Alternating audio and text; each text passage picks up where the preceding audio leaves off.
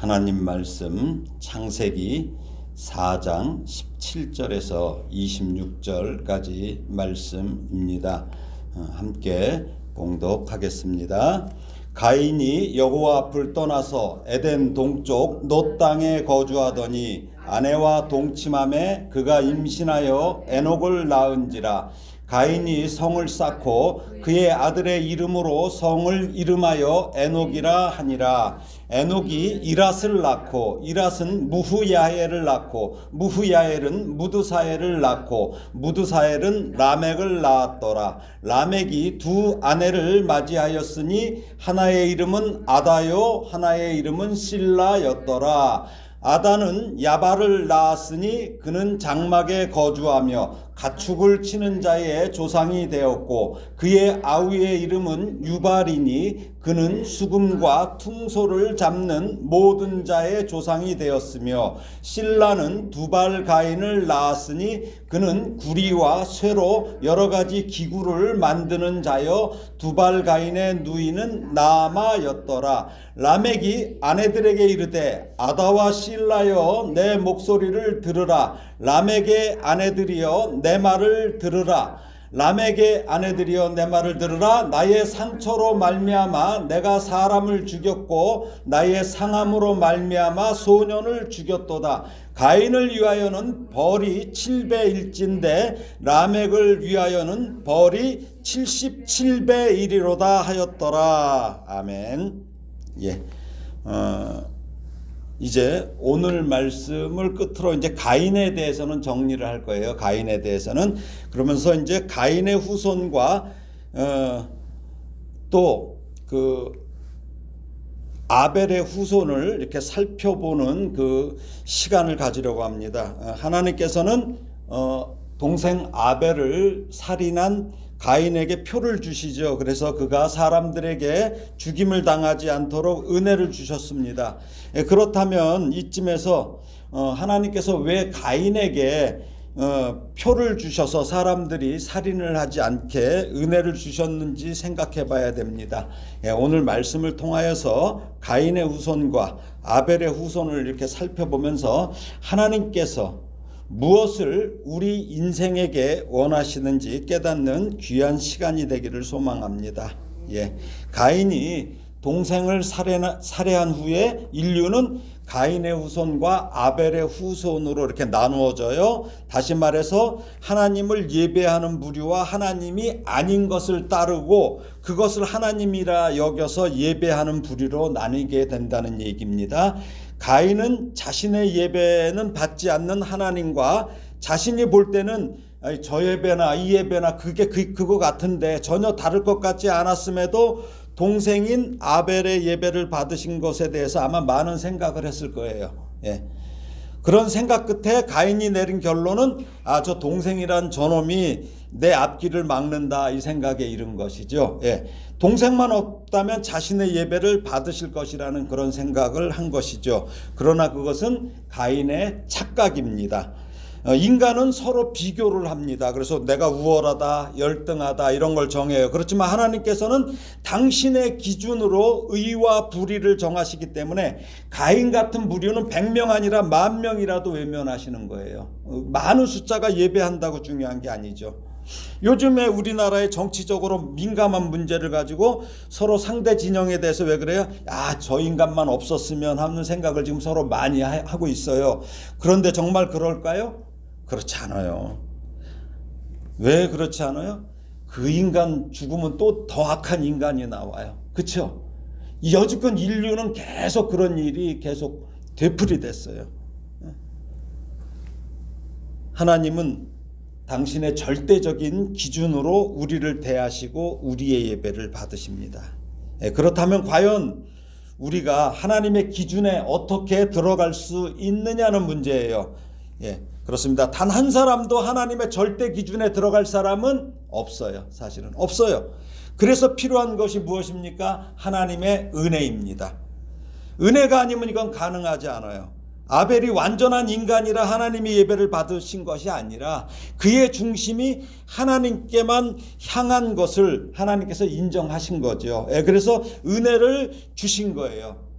그래서 예배를 받으신 것입니다. 그러면 지금은 어떨까요? 우리가 완전하고 의인이라서 하나님께서 예배를 받으시나요? 아니에요. 그럼 왜 받으셔요? 예수님께서 우리를 대신해서 십자가에 돌아가셨어요. 그래서 하나님 우편에서 계속 우리를 위해서 중보 기도를 해주셔요. 그걸 보고서 하나님께서 우리를 받으시는 거죠. 예. 그러므로 우리는 자기 기준이 아니라 하나님이 인정하는 기준으로 하나님께 나아가야 돼요. 그래서 이것을 뭐라고 그래요? 믿음이라고 그래요. 우리가 예수를 믿는 그 믿음으로 하나님 앞에 나가는 거죠. 그래서 히브리서 11장 6절에 뭐라고 말씀하십니까? 믿음이 없이는 하나님을 기쁘시게 하지 못하나니 하나님께 나아가는 자는 반드시 그가 계신 것과 또한 그가 자기를 찾는 자들에게 상 주시는 이심을 믿어야 할지니라. 예. 그러니까 이 믿음을 가지고 가는 거예요. 우리가 뭐 잘나서가 아니라 우리 조건으로 가는 게 아니에요. 단지 예수님께서 나를 위해서 돌아가셨다. 이것을 믿는 믿음. 자, 이제 가인과 그의 후손의 삶을 이제 쭉 살펴보겠습니다. 오늘 본문 창세기 4장 16절 17절입니다. 함께 읽겠습니다. 가인이 여호와 앞을 떠나서 에덴 동쪽 놋 땅에 거주하더니 아내와 동침함에 그가 임신하여 에녹을 낳은지라. 가인이 성을 쌓고 그의 아들의 이름으로 성을 이름하여 에녹이라 하니라. 이제 가인의 선택은 뭐였냐면 여호와 앞을 떠나는 거예요. 떠나는 거. 우리 아까 찬송 뭐 불렀어요? 나 주를 멀리 떠나면 안 돼. 떠났어도 다시 와야 되는데 여호와 앞을 떠났어요. 그러니까 여호와 앞을 떠났다는 것은 그냥 이렇게 자리 이동을 한 것이 아니에요. 하나님과의 관계에서 떠나는 것이에요. 하나님과의 관계에서. 그래서 이 떠나다의 히브리어는 야차인데 이건 단순히 밖으로 나가는 것이 아니라 달아나다, 피하다라는 뜻이에요. 가인이 그러니까 하나님께 쫓겨난 것보다 사실은 가인 스스로 하나님으로부터 피하여서 도망하려는 마음이 더 컸다는 의미예요. 그러니까 가인은 자신의 죄를 용서해 주실 것을 하나님께 간구하지 않았다는 거예요. 그리고 그렇게 떠나간 땅이 바로 무슨 땅이에요? 놋 땅이라고. 놋. 그러니까 에덴 동산이라는 것은 뭐예요? 기쁨의 동산이라는 뜻이야. 그 기쁨의 동산에서 쫓겨난 이 가인의 부모 아담과 하와는 그래도 근처에는 있었던 것 같아요. 그렇죠? 예. 근데 가인은 아예 에덴 동산에서 뭐라고 그래요? 동쪽으로 이동했다는 것이에요.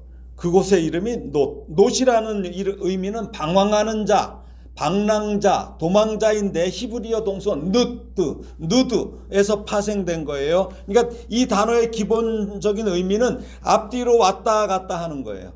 앞뒤로 왔다 갔다. 목적 없이 또는 집 없이 방황한다는 뜻이에요. 그래서 이 열왕기상 14장 15절에 보면 이런 말씀이 나오죠. 여호와께서 이스라엘을 쳐서 물에서 흔들리는 갈대같이 되게 하시고 이스라엘을 그의 조상들에게 주신 이 좋은 땅에서 뽑아 그들을 강 너머로 흩으시리니 그들이 아세라상을 만들어 여호와를 진노하게 하였음이니라. 여기서 뭐냐면 흔들리고가 히브리어 누드예요. 노대 그 원래 연결되는 어원이 되는 누드 번역한 거예요. 그러니까 흔들려. 갈대가 흔들리는 것처럼 물에 의해서 흔들리는 갈대와 같은 행동을 묘사하는 거예요. 또 이사야 24장 20절에 보면은 땅이 취한 것 같이 비틀비틀하며 원두막같이 흔들리며 그 위에 제약이 중함으로 떨어져서 다시는 일어나지 못하리라 는 말씀에서 술에 취한 사람이 불안정하게 흔들흔들 가는 게 느드예요. 이게. 예. 또 잠언 26장 2절에서는 까닭 없는 저주는 참새가 떠도는 것. 그러니까 참새가 아무 의미 없이 창공을 떠도는 것을 느드라고 이렇게 이 단어를 썼어요. 그러니까 이처럼 방황하다라는 뜻이 더 확장되면 뭐냐면 무엇으로부터 도피하다. 의미예요. 그러니까 그래서 시편 11편 1편 보면 내가 여호와께 피하였거늘 너희가 내 영혼에게 새같이 네 산으로 도망하라 하면 어찌함인가 해서 여기서 도망한다는 게 누드예요. 그러니까 거기다가 아까 놋 땅에 거하여 그랬잖아요. 거한다고. 예. 거하다라는 히브리어는 야슈아브인데 이것은 계속해서 정착하다. 그러니까 그 하나님이 아닌 곳은 어떤 거예요? 전부 왔다 갔다 하는 삶밖에 안 돼. 취한 것 같은. 근데 거기에 계속해서 정착한다는 거예요. 즉 가인이 하나님을 떠나 평생 방랑하는 삶을 고집했다는 것을 뜻해요. 그러므로 가인은 돌이켜서 하나님께로 가야 돼. 그러기보다는 방랑 생활을 하더라도 바로 죄의 즐거움을 택한 것입니다. 즉 가인은 저주받은 삶을 스스로 원했다는 것입니다. 우리가 이제 많이 그래. 하나님께서 이렇게 방치하시는 거가 있어요. 그러니까 바로를 완악하게 하사 이런 얘기가 나오죠. 그 얘기는 뭐냐면 하나님께서 그 마음에게 완악함을 심어준 게 아니라 그 사람이 악을 행하던 말던 그냥 내비뒀다는 거예요. 예. 그냥 방치한다는 거예요. 그러니까 지금 가인이 뭐예요? 가인이 하나님께서 유리하는 자가 되리라 했다는 것은 뭐예요? 그가 그렇게 하던 말던 간에 가만 놔뒀다는 얘기죠. 예, 그러니까 그걸 또 가인은 스스로 선택했다는 거예요. 그렇게 끝없이 방랑 생활을 해왔던 가인이 아내를 만나요. 그래서 첫 아이를 낳았는데 이름이 뭐예요? 에녹. 에녹이란 뜻은 새로 온 사람이라는 뜻이에요. 새로 온 사람. 창세기에는 에녹이라는 이름을 가진 인물이 2명이 나와요. 2명. 하나는 가인의 아들 에녹이고 또 다른 하나는 아담이 죽어서 아벨 대신에 낳은 아들이 셋이에요. 예. 그래서 셋의 후손인 에녹이 또 나와요. 예. 그래서 가인의 아들 에녹을 통해서 반역자의 이 후손이 계속 이어지는 거예요. 하나님을 반역한 그 후손이 이어지고 아벨을 대신한 셋의 후손은 에녹을 통해서 의의 후손이 연결돼요. 그러니까 새로 온 자가 전혀 다른 쪽이죠. 하나는 악 쪽으로 새로 온 자고 하나는 의 쪽으로 새로 온 자가 되는 거라는 의미입니다. 그렇게 아내와 이제 가정을 이루고 새로 온 사람이라는 의미의 에녹을 가인이 얻었어요. 그렇지만 그는 늘 불안해. 하나님께서 가인에게 표를 주었어요. 너는 누구도 너를 살인하지 않을 것이라. 그럼에도 이미 죄에 본인이 지배를 당했어요. 그러니까 늘 마음이 불안해. 그러니까 그 불안을 떨칠 수가 없어요. 믿음이 없는 가인은 자신을 죽이려는 자들이 막 다 있을 것 같아. 자기가 죽여봤으니까. 그러니까 다 불안해. 그러니까 그 사람들을 방어를 해야 돼. 방어하려면 뭐가 필요해요? 성을 쌓아야 되는 거야. 예, 성을 쌓아. 그래서 그 성의 이름을 자기 아들의 이름을 따서 에녹성이라고 한 거예요. 에녹성. 그러니까 가인의 인간적인 노력은 계속해요. 자기가 살으려고 노력해. 근데 그것은 뭐예요? 하나님을 위한 것이 아니죠. 열심히 노력은 하는데 다만 자기 자신을 위한 것이에요. 이게 어때요? 어쩌면 우리가 사는 모습과 똑같아요. 우리도 그래요. 예? 우리도 어떤 성을 쌓고 있는 거 아닙니까? 어떤 성 쌉니까? 돈으로 울타리를 쳐. 돈이면 다 될 것 같아. 권력으로 높이 쌓아요. 또 명예로 거기를 쫙 장식해. 예. 근데 그 속에 들어가면 평안하십니까? 그렇지 않다는 것을 우리는 많은 유명인을 통해서 학습했어요. 연예인들 봐요. 연예인.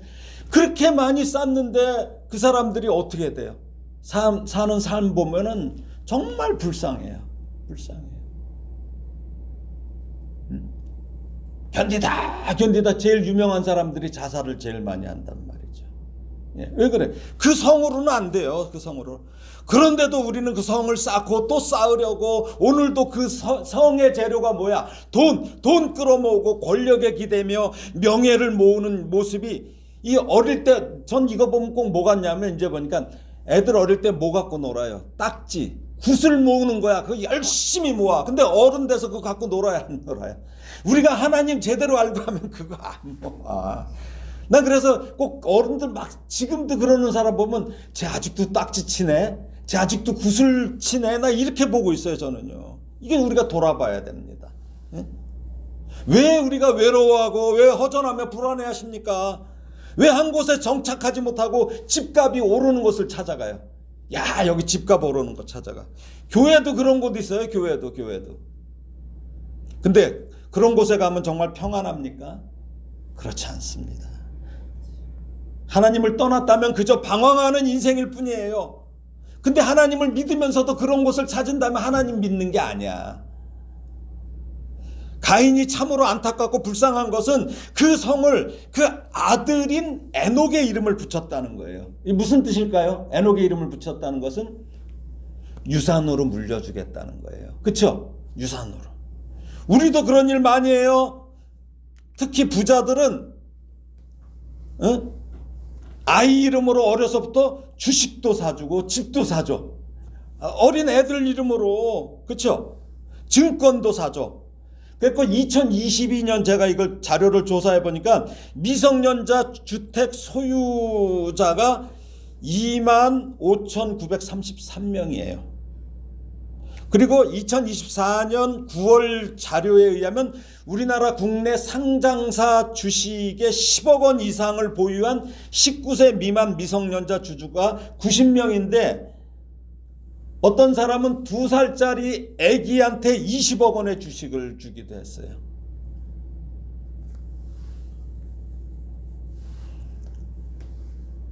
이게 한 1조 5천억 정도 된대요. 이렇게 준 게. 우리 뭘 물려줘야 돼요? 우리가 신앙을 물려줘야 돼요.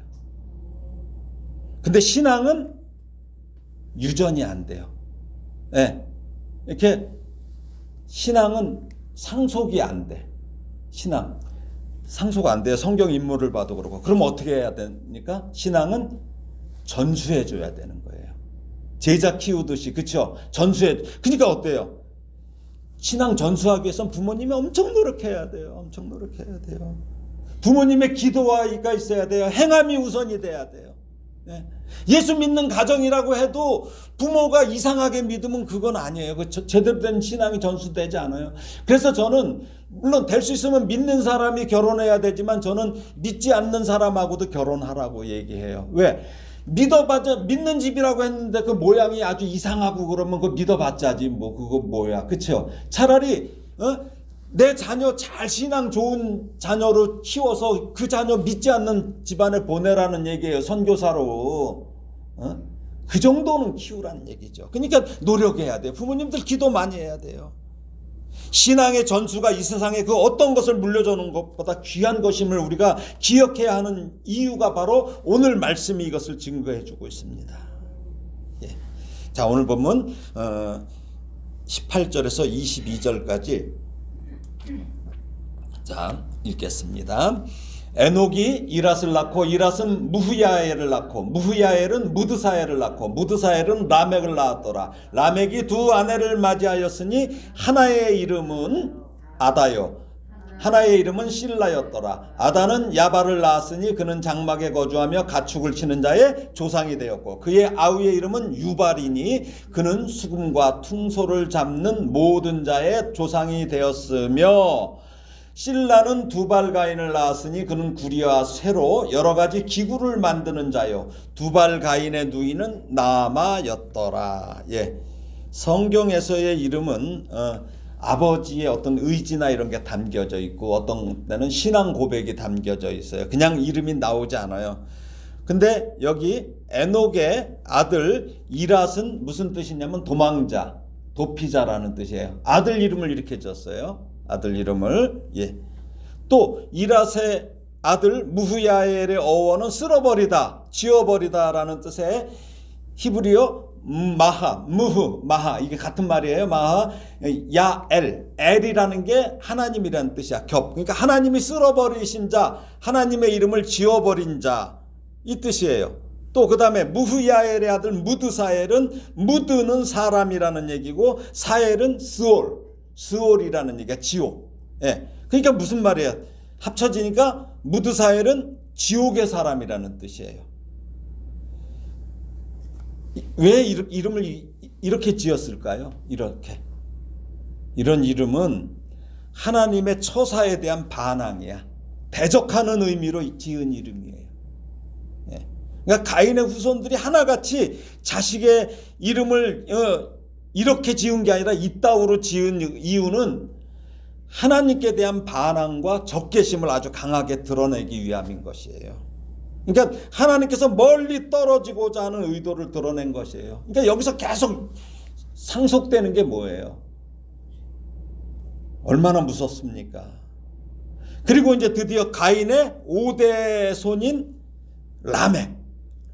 라멕을 무드사엘이 낳지요. 근데 라멕이라는 뜻은 뭐예요? 나는 강하다, 능력 있다, 이 뜻이에요. 그러니까 능력 있으니까 어떻게 돼? 라멕이 일부일처제의 결혼 제도를 깨트려 버려. 아내를 둘이나 두어요. 예? 자신이 강하고 능력 있으니까 자신을 과시하려는 의도로 두 아내를 거느린 거예요. 남들은 다 아내 하나씩인데. 이처럼 가인의 후손들 이름만 봐도 하나님을 떠난 이 인간의 교만과 이 하나님께 대한 이 아주 막 그 극렬한 적개심을 가진 그 저주의 가문임을 우리가 알 수 있습니다. 가인의 후손이란 한때는 하나님께 예배를 드렸어요. 가인도. 그랬지만 회개하지 않고 하나님을 완전히 떠난 자들의 부류입니다. 그래서 그 아버지한테 계속 이름까지 그렇게 지어지고 또 지어지면서 그런 저주받은 가문으로 이렇게 이어지고 있는 것입니다. 하나님을 자기 기준으로 생각하고 자기 기준으로 예배하며 자신을 하나님 삼은 자들이에요. 근데 라멕은 어때요? 아내 이름이 아다. 무슨 얘기예요? 빛, 기쁨이에요. 근데 참 재밌는 건 이삭의 아들 에서의 아내도 아다예요. 네, 아다. 네. 가나안의 딸이죠. 가나안의 딸이죠. 예. 근데 여기서 뭐냐면 아다에게서 야발을 낳지요. 예. 야발이라는 이름은 이끌다, 옮기다, 축축한 데를 찾아가다 이렇게 해서 목축업의 조상이 되는 거예요. 목축업의 조상. 그 다음에 둘째 아들은 뭐예요? 유발입니다. 유발은 뭐예요? 야발은 저기 뭐냐면 목축을 한 사람 최초의 사람인데 사실은 이 야발보다 먼저 목축한 사람이 있죠. 누구예요? 아벨이죠. 아벨. 예, 아벨이 먼저 목축을 했는데 업으로 하지는 않았던 것 같아요. 그렇죠? 예. 근데 여기는 이제 어떤 이제 사업이 일어나는 거예요. 사업이 일어나는 거예요. 우리가 집에서 소 한 마리 키우는 걸 목축이라고 안 하죠. 옛날 시골에서. 예. 근데 이건 아주 본격적으로 그렇게 했다는 이야기입니다. 그러니까 어때요? 자, 가축을 기르면 뭐가 필요해서 가축을 길러요? 젖, 그렇죠? 양의 젖, 뭐 이런 거, 가죽, 털, 이걸 재료로 해서 여러 가지 산업을 일으킬 수 있어야 되잖아요. 그러니까 지식이 있어야 돼. 되게 똑똑한 거예요. 그러니까 또 성실해야 돼요. 이런 거 하려면, 그렇죠? 목축하는 게 얼마나 성실한데요. 저기 시골에서 저기 소 키우는 분들 봐요. 어디 결혼식장도 못 가. 그 소 때문에, 그렇죠? 못 가요. 그래갖고 그 전에 코미디언 누가 그랬죠? 소는 누가 키워 그러잖아요. 그러니까 성실함이 필요해요. 또 라멕은 바로 이제 두 번째 아들에게서 유발을 낳는데 이 유발의 뜻은 소리, 음악 이 뜻이에요. 그러니까 수금과 퉁소를 잡는 모든 자의 조상이 되었다고 합니다. 악기를 만든다는 거 아무나 만들어요? 여러분들 악기 만들려면 진짜 머리가 좋아야 돼요. 되게 예민해야 되고, 그렇죠? 보통 대단한 그 전문 기술이 없으면 악기 못 만들어요. 이거는 특별한 재능이 있어야 돼요. 아니, 재능을 넘어서 천재라고 해야 되겠죠. 악기 만드는 건 천재예요. 근데 현악기와 관악기를 만든다는 거야. 그러니까 대단한 거죠. 한 가지 종류도 아니고. 그리고 이제 라멕이 두 번째 아내 실라에게서, 실라라는 이름의 뜻은 그림자 이런 뜻이에요. 그림자. 실라에게서 두발가인을 낳아요. 두발가인도 두발과 가인의 합성어예요. 가인은 이들의 조상이죠. 가인. 예, 두발가인. 예, 그래서 이제 뭐냐면 그 두발가인을 낳죠. 그래서 이 사람은 누구예요? 금속 세공업자. 그러니까 대장장이의 역할을 하는 자예요. 그러니까 금속을 연마하고 다루는 자. 그러니까 금속 공예만 해요. 금속을 다루면 또 뭐가 나올까요? 여기서 무기가 나오죠. 사실은. 예. 우리는 그냥 아름답게 뭐 금속으로 뭐 그릇, 여자들은 그냥 그릇 이런 거 생각해. 근데 금속을 다루면 남을 죽이는 무기도 여기서 나오는 거죠. 이런 걸 막 만드는 사람이야. 그러니까 인류 문명을 발전시키는 거죠. 금속 도구가 있으니까 훨씬 발전될 거 아닙니까? 이게 중요한 인물로 묘사됩니다. 어떻습니까? 이들이 가인의 이 후손들 어때요? 대단하죠? 라멕 대단하잖아요. 하나같이 라멕의 아들들은 재능이 아주 출중해요. 이들이 하는 일을 갖다 뭐라고 그래요? 바로 이런 걸 문화라고 그러죠. 문명이라고 그래요. 그러나 하나님께서는 내추럴을 주셨어요. 자연 그대로. 자연을 주셨어요. 그러니까 하나님께서는 내추럴만으로도 충분히 살아갈 수 있게 모든 것을 창조하셨어요. 그러나 아담의 원죄 이후에 인류는 컬처, 내처를 거스르고 컬처를 이루어가요. 그렇지만 세월이 갈수록 컬처를 아무리 지금 막 이렇게 발전시켜도 어때요? 하나님의 내처를 따라갈 수 없어요. 우리가 아무리 그래도 결국은 요즘에 옛날에 우리 보리밥 먹기 싫었잖아요. 사람들이 막 맛있는 거 다 먹다가 지금 못 찾아. 보리밥 찾아요. 그 다음에 옛날에 조미료 같은 거 없었어. 지금 조미료 안 들어간 거 찾으러 다녀. 결국은 그걸로 가는 거예요. 그러니까 아무리 우리가 컬처를 갖고 아무리 그래봐야 하나님의 이 내추럴 이걸 못 쫓아가는 거예요. 자연을요. 그래서 이 라멕이 둘째 아내 실라에게서 두발가인의 누이 동생인 나아마를 낳아요. 나아마. 근데 봐봐요. 아까 가인의 아내 이름은 있었어요? 없었어요? 없었죠. 근데 이 여자아이는 나아마라고 이름까지 성경에 기록돼 있어. 그럼 뭔가 의미가 있을 거 아니에요. 그렇죠? 근데 나아마의 뜻이 뭐예요? 유쾌하다, 달콤하다, 유난히 아름답다에서 유래됐어요. 뭔가 이상하죠. 그러니까 이 여인은 경건과는 거리가 먼 미와 쾌락, 정욕적인 면에서 당시에 매우 특출했던 인물임을 우리가 이렇게 추측할 수 있어요. 그러니까 라멕이 막 이렇게 많이 낳았어요. 이렇게 막 아주 훌륭한 자손들을 다 낳았어요. 그러면서 이제 라멕이 얘기를 해요. 자, 오늘 본문 23절 24절입니다. 읽어보겠습니다. 라멕의 아내들에게 이르되 아다와 실라여 내 목소리를 들으라. 라멕의 아내들이여 내 말을 들으라. 나의 상처로 말미암아 내가 사람을 죽였고 나의 상함으로 말미암아 소년을 죽였도다. 가인을 위하여는 벌이 7배일진데 라멕을 위하여는 벌이 77배이리로다 하였도라. 예, 아주 교만한 라멕의 허세예요. 지금 막 허세를 부려요. 허세가 장렬해요. 라멕의 아내들이여 내 말을 들으라. 라멕은 아내들에게 자기를 뭐예요? 존경하고 순종하라는 이 뜻이에요. 이게 아주 건방지게 말해요. 아주 자랑스러운 듯이 두 아내의 이름을 부르며 과시해요. 예, 라멕의 아내들이여 아다와 실라여 자기 목소리를 들으라고. 그러면서 뭐라고 그래요? 나의 상처로 말미암아 내가 사람을 죽였고 나의 상함으로 말미암아 소년을 죽였도다. 이 원어의 뜻은 사람을 죽인 것은 타박상 때문이고 사람이라는 건 어른을 얘기해요. 소년, 젊은 아이를 죽인 것은 칼로 베인 자상 때문이에요. 그러니까 성인 남자와 어린아이를 살해한 이유를 말하는데 성인은 어른이니까 이렇게 치기만 해도 자기가 죽여버린 거고 어린아이는 더 심하게 자기를 상처를 칼로 상처 뭐 이런 거 자상 이런 거로 상처를 입히면 죽여버린다는 얘기예요. 그러니까 어때요? 자신의 그 잔인한 성격을 과시하는 거예요. 이게 이제 이 얘기가 뭡니까? 그러니까 이 라멕은 싸움에서 자기 자신이 상처를 입을 위험도 있지만 그 대상이 어른이든 아이든 그냥 닥치는 대로 죽이겠다는 그 과시예요. 죽인다는 거. 그러니까 그가 자기 자신을 가인과 비교하는 것은 뭐예요?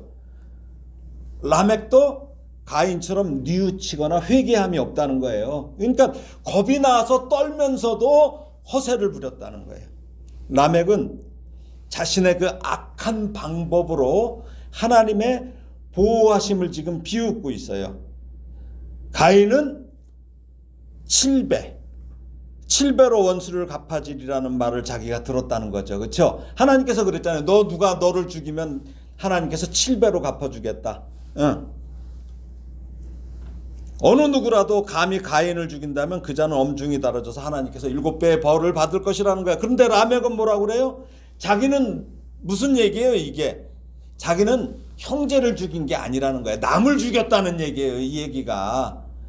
그러니까 형제를 죽였으면은 7배 정도 하나님께서 보응하지만 자기가 죽인 거는 남이니까 77배로 하나님께서 자기를 보호해 준다는 이런 소리를 하는 거예요. 예? 하나님께서 특별히 배려하셔서 은혜를 주셔서 가인의 생명을 연장하시고 보호하시려고 했다면 특별한 이유가 뭘까요? 하나님께서 이게 사실 정죄함을 받은 자로서 더 쓰라린 형벌이 계속되게 하기 위해요. 왜? 우리가 죄를 지면 머릿속에서 그게 평생 안 떠나는 게 사실이에요. 그게 형벌이죠, 사실. 어떻게 보면 죽어버리는 게 그거는 덜 할 거 아니에요. 그렇죠? 살면서도 그거. 그 다음에 또 하나는 뭘까요? 회개할 기회를 주시는 거죠. 회개할 기회를. 근데 라멕은 그것을 모든 살인자들에 대한 보호책으로 자기가 여기는 거예요. 그러니까 얼마나 무서워요. 가인이 형제를 죽인 게 이제는 이웃을 아무나 죽이는 이런 지경으로 지금 인류가 변하고 있는 거예요. 그래서 악한 자인 라멕은 만일 하나님이 가인의 안전을 마련하셨다면 나에게는 보다 더 안전하게 하실 것이다. 내가 비록 많은 사람을 죽였다 하더라도 내 친동생을 죽인 것도 아니요, 그가 행한 것처럼 하나님을 노엽게 하지도 않았다. 뭐 이런 의미예요. 이런 의미예요. 그렇게 주장하는 거죠. 참 그렇습니다. 어떤 죄인들에 대한 그 일시적인 그 집행유예와 이들을 향하신 하나님의 인내하심이 이렇게 악한 방법으로 이용당하기도 해요. 예, 이용당하기도 해요. 그래서 전도서 8장 11절에 보면 이렇게 나오죠. 악한 일에 관한 징벌이 속히 실행되지 아니하므로 인생들이 악을 행하는데 마음이 어때요? 담대하대. 이게 인생이에요. 이게. 하나님의 금방 징계 안 하니까. 지금은 판사들이 지금 그런 모양이 됐어요, 우리나라. 자, 유영철이 아시죠, 여러분들? 유영철이가 죽인 사람 얼마 안 돼요. 사실은 제가 왜 이렇게 얘기하냐면 판사가 판결 한번 잘못하면 얼마나 많은 사람들이 죽어나가는데요, 법 하나 잘못 판결하면. 근데 지금 우리나라 지금 판사들이 이상하게 지금 이런 거에 대해서 무감각해져 있어요. 담대해지고 있어요.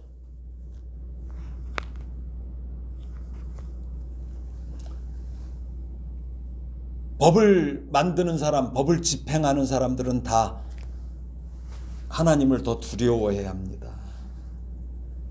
그러나 어떤 자에게는 비록 정의가 늦게 임하지만 또 어떤 자는 신속한 멸망과 함께 데려감을 당한다는 것은 확실히 우리가 알아야 돼요. 예. 그리고 하나님께서는 반드시 심판하십니다. 또한 만약 하나님께서 하나님의 관용을 이같이 악용하는 자들에 대해서 오래 참으신다면 그런 자들은 결국은 심판날에 대한 진노를 자신들 위해 계속 쌓는 것밖에 없어요. 결국은 쌓여요. 그런데도 금방 자신에게 뭐가 임하지 않으니까 그런 악행을 저지르고 있는 것입니다. 자, 이게 바로 가인의 후손들의 그 모습이에요. 자, 그렇다면 이제 아담이 다시 이제 셋을 낳는 과정을 한번 오늘 본문 읽어보겠습니다. 오늘 본문 25절 26절입니다. 한번 읽어볼까요? 같이 크게. 아담이 다시 자기 아내와 동침하며 그가 아들을 낳아 그의 이름을 셋이라 하였으니 이는 하나님이 내게 가인이 죽인 아벨 대신에 다른 씨를 주셨다 함이며 셋도 아들을 낳고 그의 이름을 에노스라 하였으며 그때의 사람들이 비로소 여호와의 이름을 불렀더라. 예, 셋이란 말은 대리인이란 뜻이에요. 대리인. 즉 하나님께서는 가인이 죽인 아벨 대신에 다른 씨를 주셨다는 의미예요. 그러니까 하와는 가인을 낳았을 때 뭐라고 해요? 처음에 여호와로 말미암아 득남했다고 그랬죠. 아들을 얻었다고, 기쁘다고 그랬잖아요. 그 말과 달리 아벨을 낳았을 때는 허무하다. 아벨을 했어요. 근데 지금 셋을 낳고서 뭐라고 그래요? 하나님이 내게 가인이 죽인 아벨 대신에 다른 씨를 주셨다. 여기 주셨다의 히브리어 동사 샤트는 뭐냐면 두다, 맡기다라는 얘기예요. 그 다음에 씨에 해당하는 히브리어 제라는 창세기 3장 1절에 여자의 후손과 동일한 단어예요. 즉 셋의 씨를 통해 장차 사탄의 세력을 깨트릴 그 후손이 나온다는 그 소망과 만물을 능력으로 창조하시는 하나님께서 온 인류를 위해서 크신 일을 행하신 것에 대한 감사가 담겨 있는 거예요. 여기에. 예. 또한 아벨 대신에라는 표현에 뭐가 있을까요? 여러분, 아벨 대신에 이 아벨을 잃은 그 아들을 그 표현 속에는 그 잃은 아들에 대한 어머니의 마음이 들어있는 거예요. 그렇죠? 그 얼마나 그 가슴에 묻고 있겠어요. 그 아들을 그 죽였는데 비록 아벨을 잃었지만 여전히 그 아벨에 대한 그 아픔과 그리움이 어머니 하와에게 있었을 거예요. 그렇죠? 얼마나 그게 그랬을 거예요.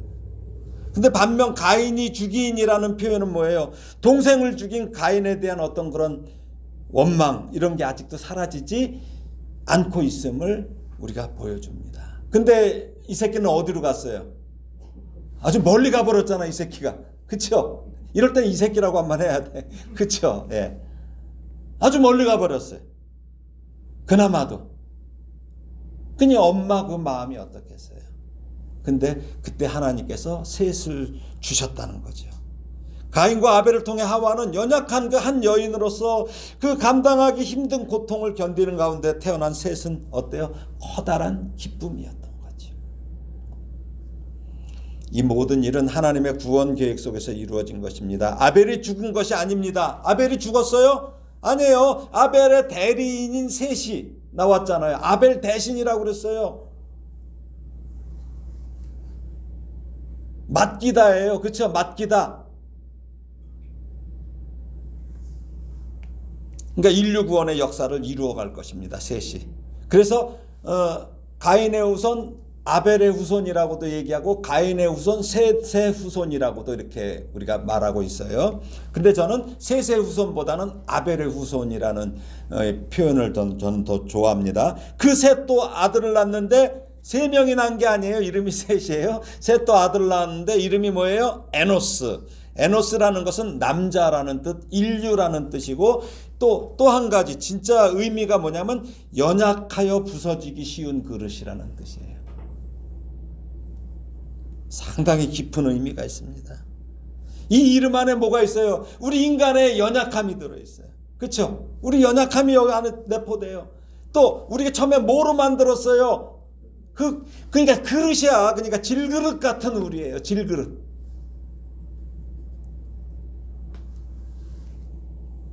즉 범죄할 수밖에 없는 오염된 존재이며 또한 죽을 수밖에 없는 한정적인 존재가 바로 사람이에요.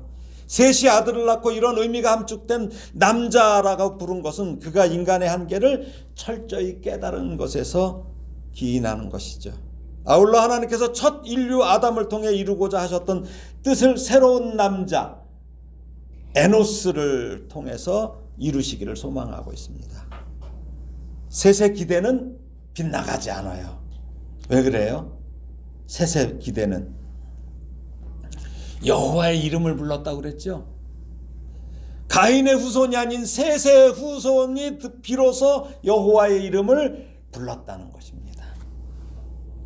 우리는 에노스가 하나님을 예배함에 있어서 선구자적 역할을 한 거예요. 그러면서 에노스의 모습을 본받아 당대의 사람들, 아벨을 대신한 셋의 후손들인 사람들도 여호와를 불렀을 거예요. 여호와의 이름을 부르면 뭐예요? 어떻게 불러요? 그냥 여호와 하나님이래요. 찬양, 기도, 그렇죠? 아울러 희생 제물의 드림을 포함하는 것이죠. 이는 에노스 시대에 이르러 올바른 하나님에 대한 지식을 가진 자들이 하나님께 자신의 연약함과 무력함을 알기 때문에, 그러니까 자기가 연약함을 알면 누구를 찾아가야 돼? 하나님을 찾아가잖아요. 그래서 하나님을 의지하죠. 그러니까 나를 보호해 주신다는 거 아니까 하나님을 찬양할 수 있죠. 그러니까 그 하나님께 뭐라 해요? 기도를 하는 거죠. 그리고 희생의 제사를, 감사의 제사를 드리는 거죠. 이 의미예요. 연약한 자가 하나님을 찾습니다. 연약한 자가. 가인의 후손은 어때요? 아까 말씀드렸죠? 스스로 재능이 있고 강한 자들이라서 하나님이 필요 없어요. 자기가 강한데 무슨 하나님이 필요해요? 자신들이 하나님이 되는 착각을 하며 살아가는 거예요. 아벨의 이름의 뜻은 무엇인가요? 아벨, 뭐예요? 허무. 자, 아벨, 허무. 제사 지내고 죽었어요. 그렇죠? 살인해. 하나님께 예배하는 것이 세상 사람들이 볼 때는 허무하고 헛된 짓이에요. 그렇죠? 그리고 우리 보고 미쳤다고 얘기해요. 허무하고 헛된 짓 하고 있어요. 제가 군대 있을 때 주일날 교회 가려면 고참들이 그랬어요. 꼭 주일날 그때는 일을 많이 시켰어요. 뭐 풀도 베게 하고 뭐 공사시키고 그러는데, 교회 가려고 하면 뭐라고 하냐면, 이제 종교 자유는 있으니까 보내긴 보내. 갔다 와서 이제 되게 기합을 받지만 뭐 꼬투리를 잡아서 얻어 터져요. 근데 저는 아주 내놨거든요, 그때도. 근데 저를 갖다 뭐라고 했냐면 기독교 환자라고 그랬어요. 그래갖고 야, 기독교 환자들 모여 그래요. 그러면 얼마나 허무해요, 그 사람들이 볼 때. 그래서 그렇게 하나님은 기뻐 예배를 받으시는데, 가인 같은 세상은 참된 예배자인 아벨을 허무하게 죽이는 거예요. 그것이 아벨의 후손의 모습이에요. 우리 모습이에요. 남들은 잘 놀고 즐기는 일요일을 아벨의 후손들은 주일이라고 하면서, 주의 날이라고 하면서 예배를 드리며, 세상에서 볼 때는 허무하게 교회에서 시간을 낭비하고 있는 거예요. 조금 더 자는 게 좋지. 그 아벨의 후손인 예수님도 허무하게 인간으로 오셔서 죽임을 당하셨습니다. 그런데 하나님은 이런 아벨의 예배, 피의 제사를 기뻐 받으신다는 것입니다. 이 세상을 살 때는 허무한 것이 아벨의 후손의 모습입니다. 말씀을 정리합니다. 잠시 가인의 후손과 아벨의 후손의 이제 차이가 어떤가를 한번 여기서도 찾아보겠어요. 자, 창세기 5장 3절에서 11절입니다. 한번 읽어볼까요? 시작. 아담은 130세에 자기의 모양 곧 자기의 형상과 같은 아들을 낳아 이름을 셋이라 하였고, 아담은 셋을 낳은 후 800년을 지나며 자녀들을 낳았으며 그는 930세를 살고 죽었더라. 셋은 105세에 에노스를 낳고 에노스를 낳은 후 807년을 지내며 자녀들을 낳았으며 그는 912세를 살고 죽었더라. 에노스는 90세에 게난을 낳았고 게난을 낳은 후 815년을 지내며 자녀들을 낳았으며 그는 905세를 살고 죽었더라. 어때요? 뭔가 좀 다르지 않아요? 이렇게 몇 살에 살고 몇 살에 죽은 이야기가 이 창세기 5장 끝까지 계속, 이후에도 계속 낳고 죽고 막 이게 나와요. 그런데 앞서서 읽은 가인의 후손은 어때요? 오늘 본문 4장 16절에서 24절까지 낳았다고는 했는데 몇 살까지 살다가 죽었다는 이야기가 없어요. 낳았다는 이야기는 있죠. 예, 근데 몇 살까지 살고 뭐 이런 거. 그러니까 하나님께서 계수하지 않는다는 거예요. 그들이 만든 문화가 찬란하고 인간의 업적으로는 위대하다고 할지라도 하나님의 책에는 계수가 되지 않는다는 거예요. 여러분, 하나님의 책에 계수되지 않지만, 기록되지 않지만 찬란한 인생을 살고 싶으십니까? 아니면 이 세상에서는 아벨처럼 허무하고 바보 같은 모습이지만 그것을 하나님께서 기뻐 받으시고 하나님의 생명책에 계수되고 기록되는 인생을 사시겠습니까? 아벨은 죽었어요. 죽었지만 죽지 않고 지금 이 시대에도 그 후손이 이어지고 있습니다. 그것이 바로 여러분과 저임을 믿습니다. 살아도 죽은 가인이 아니라 죽어도 사는 아벨로 바보같이 살아내시는, 기독교 환자라는 소리를 듣는다 할지라도 그렇게 살아내시는 복된 성도가 되시기를 아벨의 후손으로 오신 예수님의 이름으로 축원합니다. 아멘. 기도하겠습니다. 하나님 아버지, 은혜를 감사합니다. 우리의 신앙생활이 허무합니다. 그러나 그것은 믿음이 없는 교인들이나 세상 사람들이 볼 때 그렇습니다. 하나님께서는 그런 허무한 아벨과 그의 제사를 받으셨습니다. 이 시간에도 우리도 아벨과 그 제물이 되게 하시고 믿음으로 하나님을 기쁘시게 해드리는 복된 성도가 되기를 원합니다. 하나님, 우리의 조국 대한민국을 긍휼히 여겨주시고 인간의 어설픈 양심이 이끄는 나라가 되지 말게 하시고 하나님의 공의가 흘러넘치는 나라로 하나님 굳게 세워 주시옵소서. 예수님의 이름으로 기도합니다. 아멘.